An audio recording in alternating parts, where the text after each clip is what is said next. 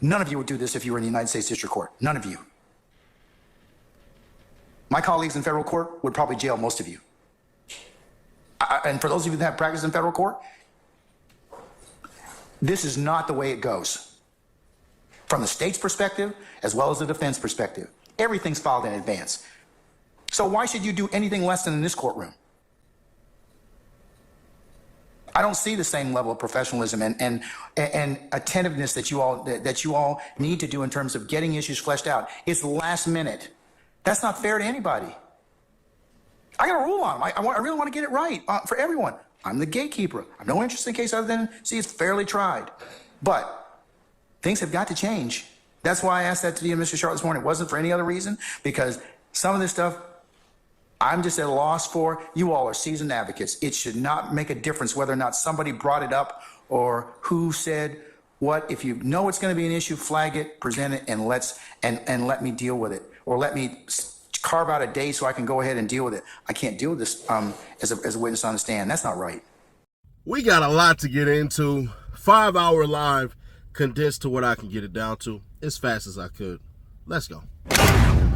You were here early, and I know why you were here early. Okay. So, but focus. The focus is on why didn't we file this stuff months ago, and let's wind it out and air it out at that point in time, okay? So I'm going to ask the state their issue on this. Are you cutting this out? Did you have discussions with Mr.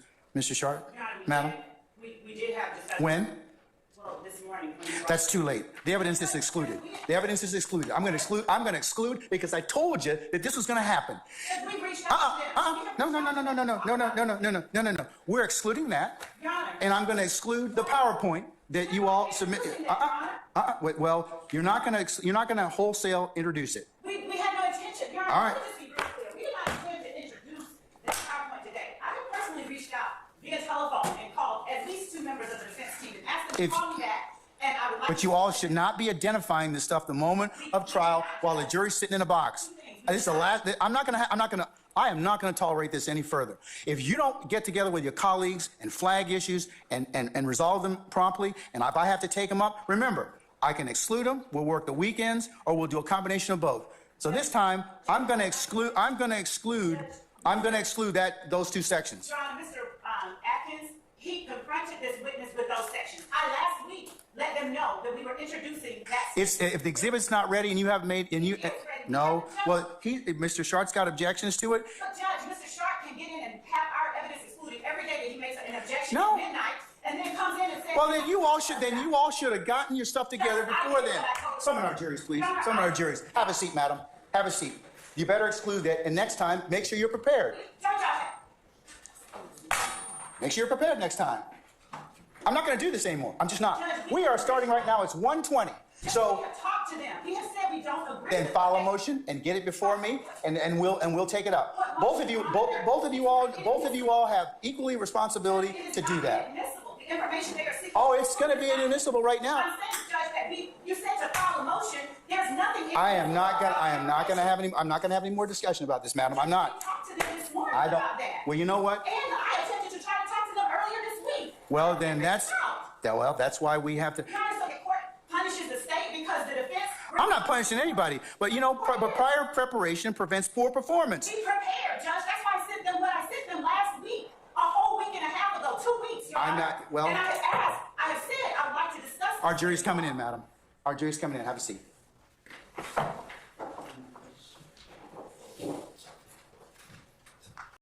When you got there, you testified that you got there and you photographed and collected evidence in regards to the car. Is that right? I took photographs when I got there, yes. Okay. The house, the location that you got to, 1987 Fremont, and we saw the, I guess the mailbox with the address on it, right? You remember that? Yes. And that was, in fact, the mailbox to the house, 1987 Fremont. Yes. Did you ever, or were you ever instructed to go in that house to look for or collect any evidence in that house? No.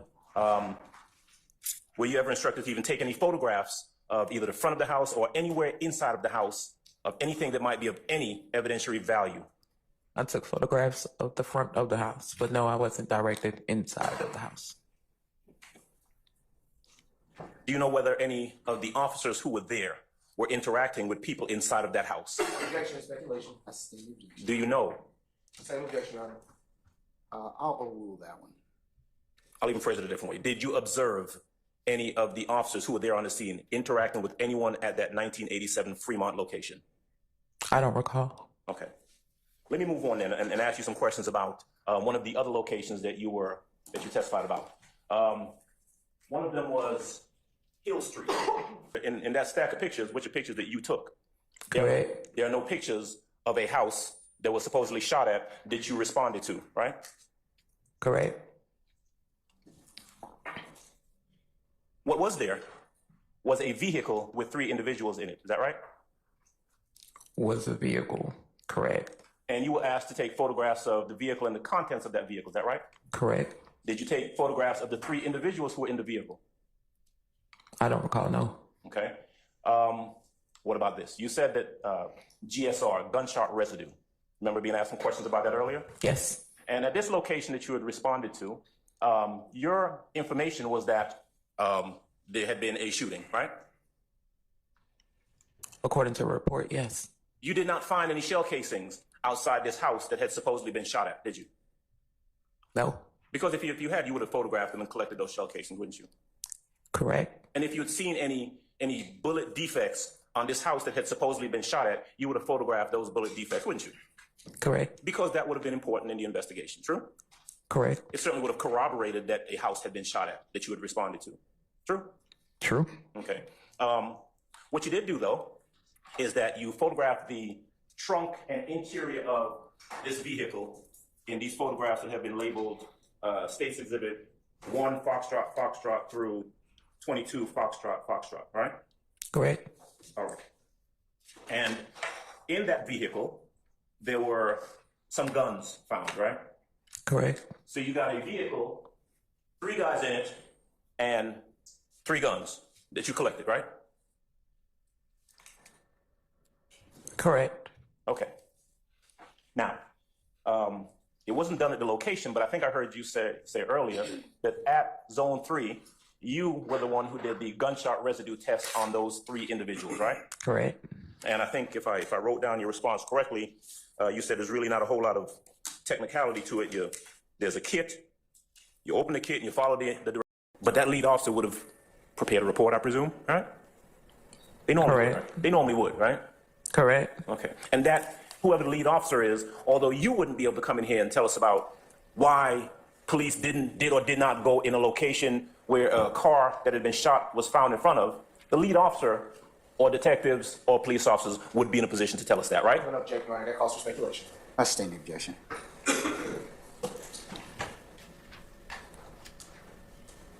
You were asked, almost done, that about shell casings. The fact that there were no shell casings found in front of the Hill Street location, that doesn't indicate that there wasn't any shooting there. You remember that question?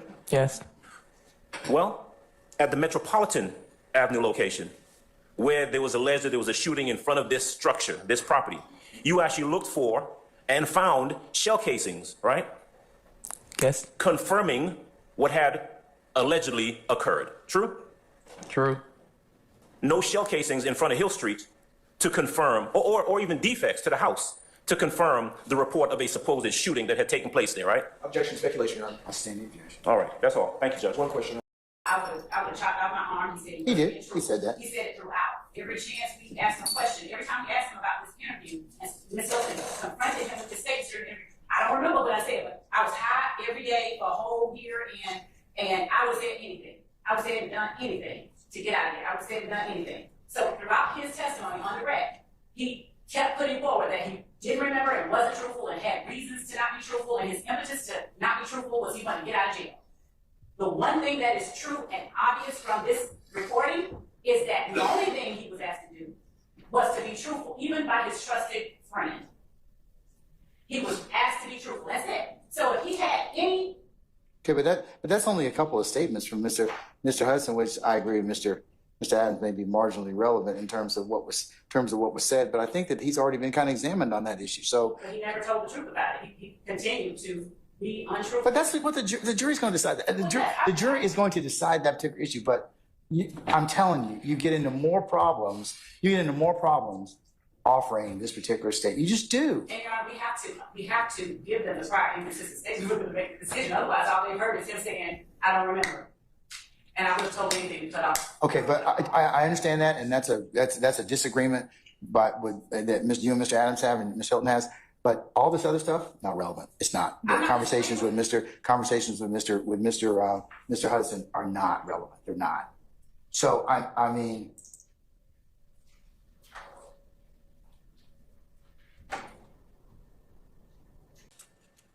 We at this point, we have filed motions, and I have been filing motions the day before, and Your Honor has said certain things to me, and I accept that, and I'm not complaining to the court.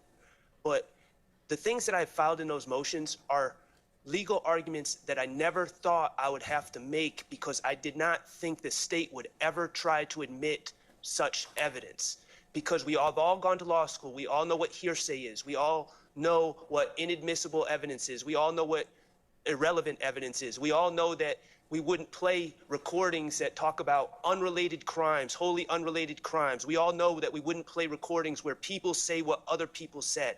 So that's, respectfully, Your Honor, and maybe I haven't articulated, that's why I haven't filed these motions. But when I see the state put in their anticipated evidence coming forward through Investigator Dennis, a PowerPoint presentation that is just full of hearsay and full of incomplete, irrelevant, extraneous information, then I actually was put on notice at that time. I said, the state really thinks there's no rules to this, so I really need to start flagging everything. I was not trying to be disrespectful to the court by waiting to the last minute. I didn't think it was necessary to say, I want the state to follow the rules of evidence in the presentation of this case.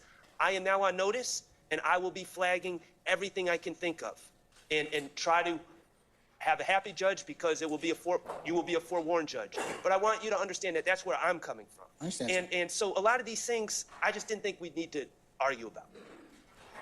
Taking time to confront Mr. Murphy with these different statements. We did the same thing, and that with other witnesses, we have to go through each line by line. We have to go through it and confront him specifically with specific portions. And then they argued about that. They argued that the challenge in was enough. Well, the challenge in this is that I think that you do. There's enough that Mr. Murphy has testified enough that there are a lot of things he's probably going to be, or some things he'll be impeached as to. He's going to get impeached as to everything. And but I'm just telling you that I agree with Mr. Sharp. You just can't play that. You're going to have to break those down individually into the areas that you believe that you're seeking to impeach him on. For example, his recollection of events or whatever, since he said he was high, well, then certainly playing those particular parts of the tape that would go to show that he had presence of mind to understand certain things and to clarify certain things, yeah, that'd probably be relevant. But not everything. I mean, it just depends upon what you're trying to impeach him on. So I do agree with Mr. Sharp. You've got to kind of be, impeachment's targeted in that respect. And Your Honor.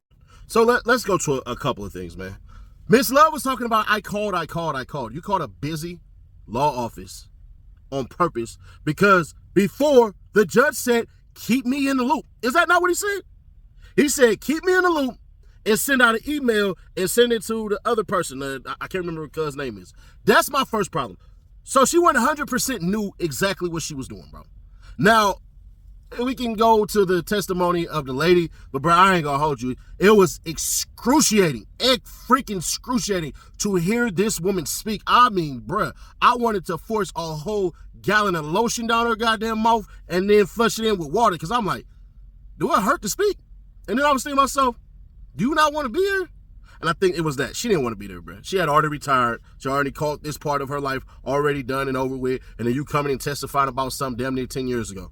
And, bruh, now normally I say, to get an A+, you got to make the emotional connections. And I'm going to keep it authentic with you. Keith Adams almost did that. I'll give him an A for today. Why? Because the main point of what the defense is supposed to do is cast a lot of doubt on what they're saying. So essentially there's a drive-by that happens. Some cats get shot, some cats get picked up and all that and everything like that. And basically they didn't do a thorough investigation. You don't reward investigations that aren't thorough. So there's that part. And I'm going to keep it authentic with you. I think when they have something bad and it's going to look terrible and look crazy, they send the men out there. I don't know what it is about the men, and when they get certain things, and it's particularly the black men, bro, I have not seen the black men in any position that makes them look any type of good. I'm just gonna keep it authentic. And I'm not sure if they're doing it on purpose or whatever, and these guys is new and rookies and all that. I doubt it highly. But I'm finding it real suspicious that the two black men, especially little fruit booty over there, bro, he just looked goofy as hell. Even when he object, I'd be like, shut up. Sit your little fruit basket down, bro. We don't want to hear from you. Keep telling y'all, bro. I hit y'all with Leviticus yesterday, but I'm going to hit y'all with 1 Corinthians today and 1 Timothy. So, bro, I need him to stop talking. With all due respect, all due disrespect, stop talking, bro, because we real life don't want to hear from you at all. So he need to quit. Just get the hell out of here. Go to Chatham County or something like that. You gotta leave the big leagues alone. So not only that, bro, cast a doubt on that, and then we get into this big argument about this stupid recording that honestly, I get it. Miss Love is pissed off because for the second person she interviewed for YSL that took their plea deal, made her look stupid and goofy in the courtroom. On the stand. So she basically was like, listen, bro, we're going to go ahead and try to impeach Walter Murphy, a.k.a. DK, because you made us look bad. You said you were high and all of that stuff and everything like that while you were taking your pleas and all this stuff. But the problem is yo, shawty, you still ain't proved it. I don't think Miss Love gets it. I get her trying to, she's trying to get her lick back and trying to basically do this so she can scare everybody else who pops up to court and everything like that, because it wasn't just about Walter Murphy. She knows as well as I do that all these cats that got their plea deals coming up, they're watching this trial. They're watching to see how their constituents did. And they want to know what they can say, what they don't got to say and stuff like that. Because one thing that Miss Love in the state, in the cities, and the feds never do, they never say if you testify for stuff like this, y'all can't get full throttle witness protection. See, if Walter Murphy and Tick and all them, if they said for your testimony, we will pay for the rest of your life, I think they would get better results. But the problem is once that judge says, can I release them temporarily or permanently? Once he says permanently, they got to go live their life in that city where those crimes are committed. So you not only have that, you have the absolute trouble of trying to figure all of this BS out. So there's that. And then Miss Love, dumbass, she know what she doing, bro, and I get it. If she played for the other side, she would be dope. I ain't gonna hold you. If Miss Love was my attorney, I would be like, damn, bro, she really fighting. She managed to get the judge to damn near cuss her out, yell at her and everything like that, just for her to turn around and get him to agree to a bunch of stuff that he already threw out 5 hours ago. Got him to admit, I'm tired, and all of this shit. And I'm gonna keep it authentic with you, bro. That judge ain't got no balls. No backbone. He was up there talking about a happy judge, a forewarned judge, and all of this stuff, and you guys didn't do that, and, I should have did this and should have did that, bro. You want to know who's ultimately guilty for this kangaroo circus that's going on? It's you, Judge. You were in the military. I listen to a lot of guys in the military, in particular Jocko. And what Jocko said is, one time he had his guys from the American Armed Forces in the whatever, whoever in which he was training and stuff like that, the Iraqi armed forces. And he said they got into a crazy altercation where people got hurt. And you know what ended up happening is that he takes all the responsibility for it all not working out. He takes all responsibility for all the problems and stuff like that. Because as the leader, that's what you do. You are the leader. Now, I will agree. It's kind of dumb at this point because all of this stuff should have been handled before y'all even got there. But like Mr. Shard said, bro, I had no idea y'all was going to try to pull this shit. That's crazy. How the hell y'all try to pull this is insane to me. But who knows? They could be trying to get over, and I think that's ultimately what they're doing. They're working on getting over on the courts, and they know, bro, if you listened to that shit earlier, you would have heard them women over-talk the judge, damn near tell him to shut up, sass him and everything like that. And I'm looking at the judge like, bruh, your wife must watch this stuff and tell you about yourself as far as how you treating them women and stuff like that. Or you might see your wife and some of these women and you let these ladies do whatever the hell they want to do. Because at certain points in times, bruh, this man has not shown that he has any balls to really do this. They over-talked him.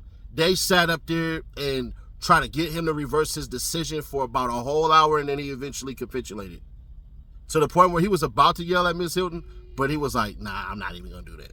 And I'm just listening, and I'm just looking like, come on, man. Come on, man. You serious right now? But share to keep your people aware, subscribe, turn on the bell, stay notified. Y'all let me know y'all thoughts on this one, bruh. I like the fire that the judge had in the beginning, but it burned out. Honestly, let's just be real. It 100% burnt out.